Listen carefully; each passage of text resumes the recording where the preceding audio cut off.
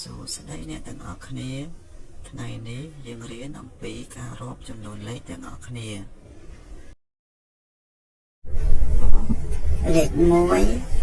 1ទា1កំពុងលេងក្នុងសួនច្បារ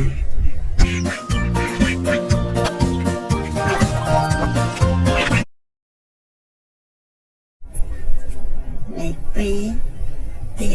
2កំពុងរត់លេង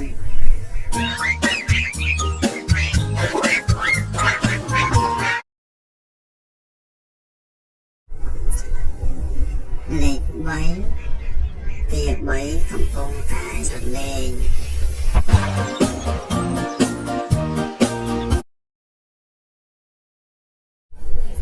លេខ4ទន្សាយ4កំពុងរត់លេងនៅក្នុងសួនច្បារ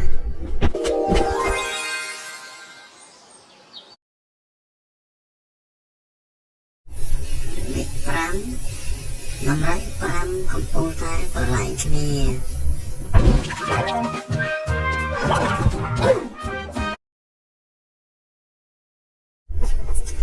លេខ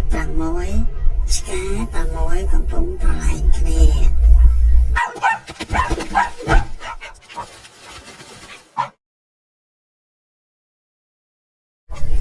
លេខ7ពងមាន់ចំនួន7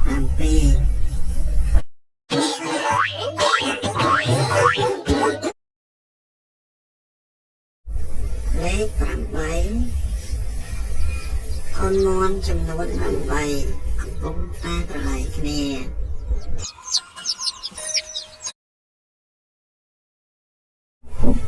លេខ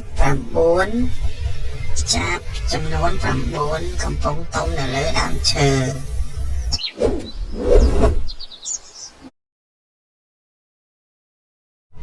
លេខ10កង្កែបចំនួន10កំពុងនិយាយគ្នា